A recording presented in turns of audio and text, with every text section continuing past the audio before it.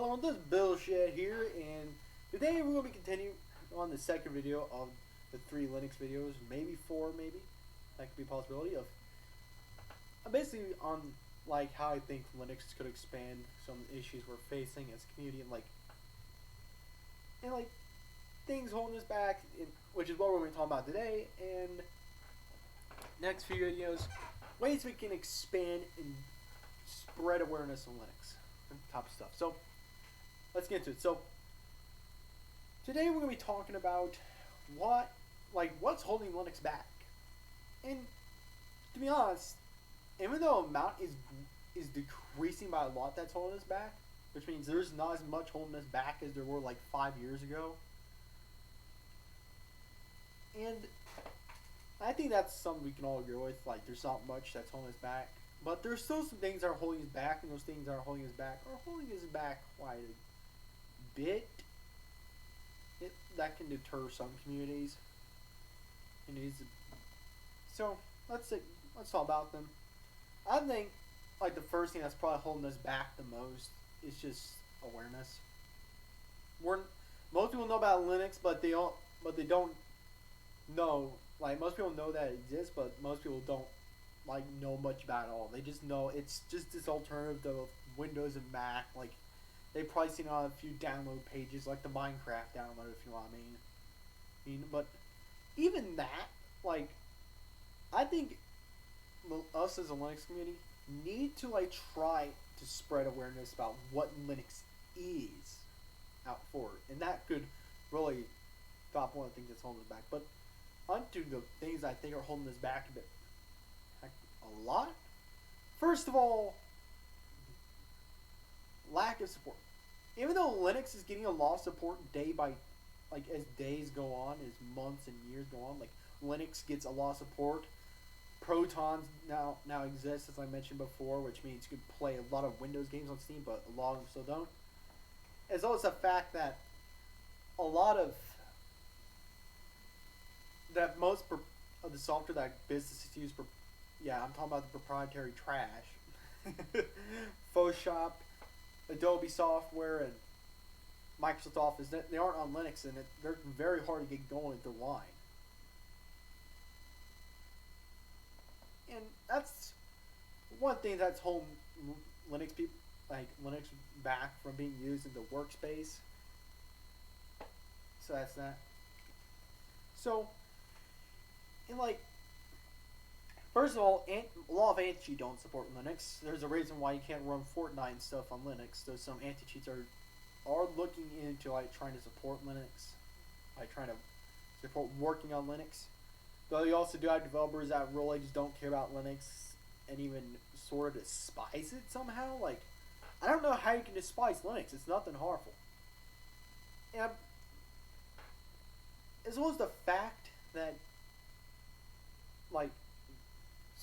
even with some of the developers that just have a grudge against Linux, and developers that are man, this is none of our business. And to be honest, those are your AAA developers who put in a lot of code into your games, put a lot of code into games, and you get a lot of code is just so reliant on Windows stuff that it will hardly work in Wine compared to an indie developer, which their games more than likely will work in Wine because they're not going full out crap. They're not whipping out so much stuff from the DirectX libraries that their game won't even run through the XVK if you want. So,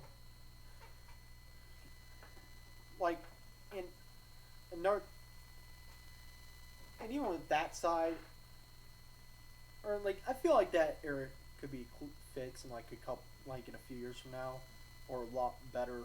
Wouldn't be as much of a mess. Well, you'll still have the developers literally blacklisting DXVK and as well as implementing things against Wine. And this is kind of my reason for I think developers should look into using server-side anti-cheat instead of client-side. Less, if you're using server-side, I'm pretty sure you get less. Come on with it. less false alarms, like less false bans, like accidental bans, like you know what I mean, compared to like a lot of anti cheats that will literally ban people. I'm looking at you, Battle Eye, banning people for not letting people play just because they're using a virtual machine, and they won't even be using it maliciously, and they'll get punished, or just be prevented from being able to play the game, which I think is stupid. And the fact that people like tried to play Battlefield 5 and got permabanned, even though they weren't hacking, they were just using wine.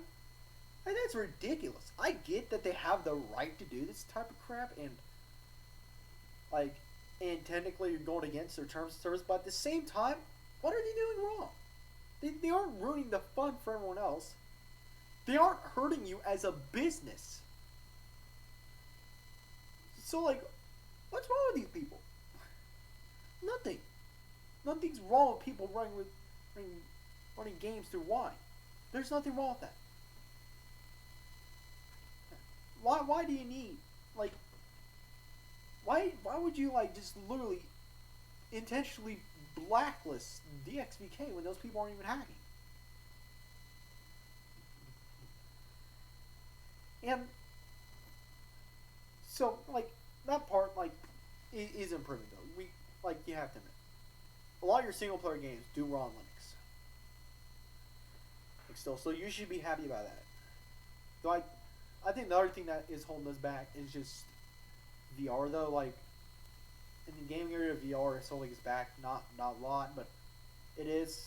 Like, seriously. Very common VR headsets, like Oculus headsets, like, there's no way to get them running on Linux. And it's like, even running the Oculus app through Wine is not going to work. And they've already mentioned before that they stopped production on Wine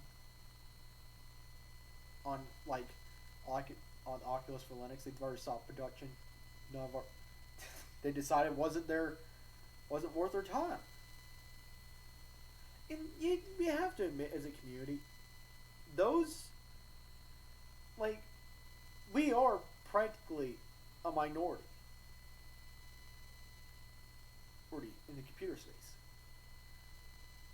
Just be happy we aren't BSD, where we get nothing, where they get nothing.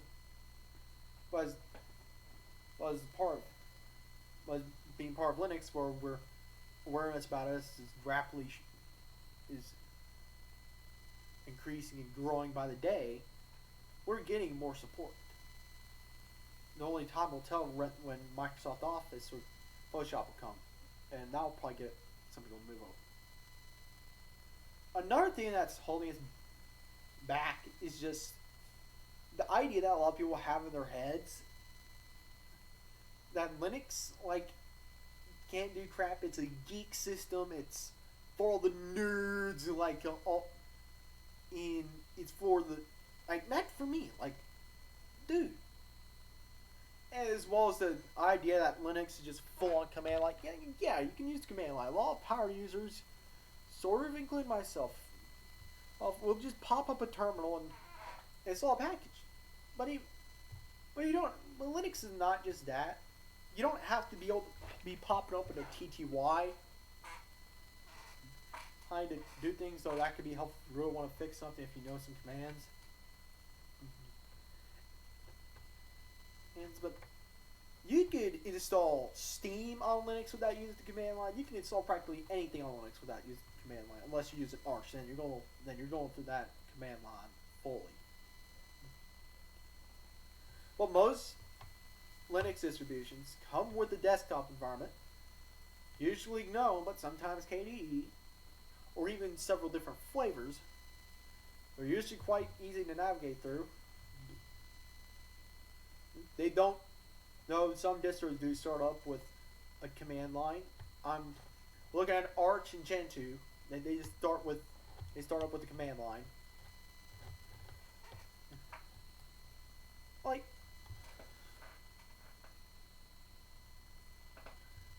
Linux is, like, not just the command line. Let's just settle on that.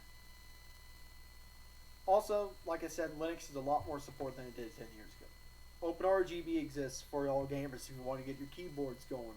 Rainbow, like a pride flag, if you know what I mean. Yeah, so knocking that out of the way, the next thing that I feel like is holding us back is just practically the infighting. If you thought two-sided arguments were bad, wait till you hear about 100 or 500 sided arguments. Yeah, that sounds like the very definition of hell. Sometimes those will unify. Arch-based distros versus Debian-based distros, like I covered before. Which ones are better? What about good old Red Hat squad over there? How are they doing? Oh yeah, they're just literally watching with popcorn in their buckets, like, as well as eating a hamburger like I have here. But even that, like, there's still a lot of infighting, like, in the Linux community, though the Linux community does come together on many things too. And if Linux were to get itself out there, the Linux community would have to come with very big terms, with a couple of very big terms that it's going to be quite hard to get the Linux community deciding on. This is why I say it's more likely and a better idea for a company like Canonical, or a developer of a big Linux distro, make like System 76, getting the money and doing an advertising campaign of their distro. So instead of the Linux community doing the crowdfund, because Linux community doing the crowdfund, people will be arguing over which distro to use, and I'm sure there'll be people suggesting crap like Arch and Gentoo to the masses. Sorry, I don't think Grandma over there is gonna know how to install Arch off the bat. I don't think that Arch is gonna look too appetizing to her. I'm pretty sure you might as well put her on Mint or Ubuntu.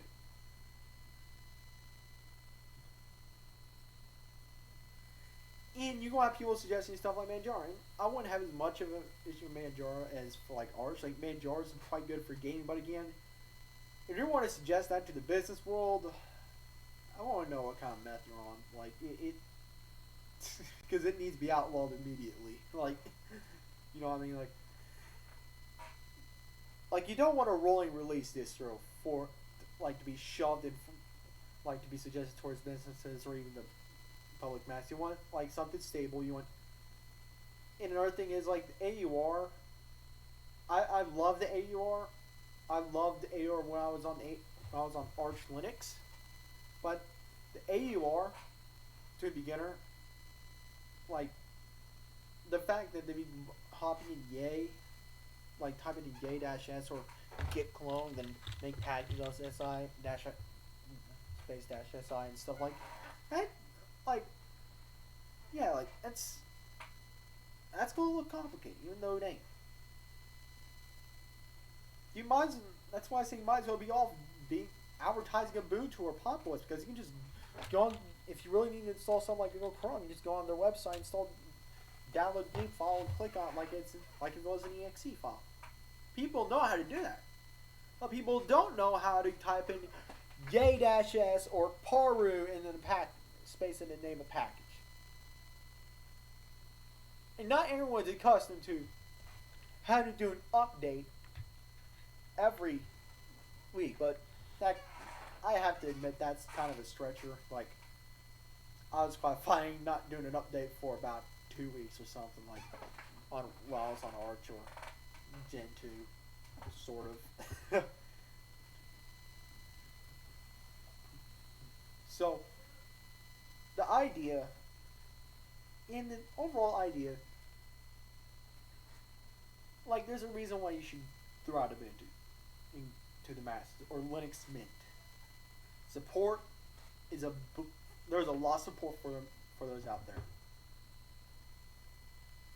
And another thing holding us back is just straight up OEMs. OEMs are holding us back because a lot of them just aren't switching to Linux, though it is gaining momentum, sort of. I think Lenovo was thinking about doing it, like making Linux PCs. And then you have System 76 and people at Pinebook or wherever they're called, making literal Linux hardware. I think if any company should be doing any advertising, it should be System 76. As I think they could actually do a really good job at throwing Linux out to the masses. Like, I'm being honest. Like, if I think anyone should be doing ad spots and wouldn't get a crap ton of controversy, it'd be System 76. Bionic will be doing it. People already have crappy grudges against Ubuntu for some reason. Not against Pop West though. Like, people really wouldn't, would be using Pop West like no tomorrow. Oh boy, Ubuntu would be dethroned for sure. But even that, like, we need to try to get OEMs to try to make computers with Linux, or give people an option, right, if they want Windows with their computer or Ubuntu or Linux. And I think that would really start kicking Microsoft in the rear. Basically, if people are given a choice, literally on purchase, on paying for a Windows license too, like an extra $200, or just computer and build as is with Ubuntu or Populous, that'd be awesome. Like, Microsoft ain't gonna be happy when that happens. Because then people are like, this is cheaper with Linux. I'm gonna pick this up. And then we'll walk over to the Best Buy counter and, well, hello there. Oh yeah, here's my card, scan it, take it out, put in my pin, yup. I'm gonna drive home. Like that. Meanwhile, while you're walking into the aisle and you see this computer, like, well, Windows 500 with Linux 200, 300, no, 400 for Linux, 500 for Windows. I'm gonna pay 400 for Windows. I mean, for Linux. Screw Windows. Microsoft will be thrown down the gutter. Like, they'd be crying. But I'd like to see at least people try to get OEMs, or to start making Linux PCs, or give people the option to choose Linux instead of Windows, maybe even for a cheaper price. As well as System 76 just throwing out advertisements. That's basically my idea for how Linux could, things are holding Linux back.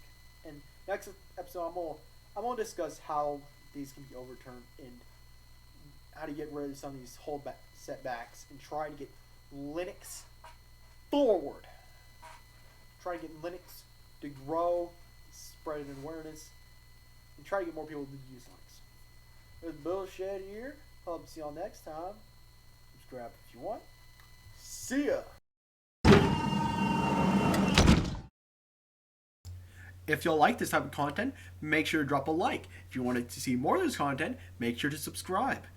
If you don't like this content, or specifically this video, drop a dislike. And it'd be heavily appreciated if you were to also drop a comment explaining why you disliked the video and some issues, also known as constructive feedback.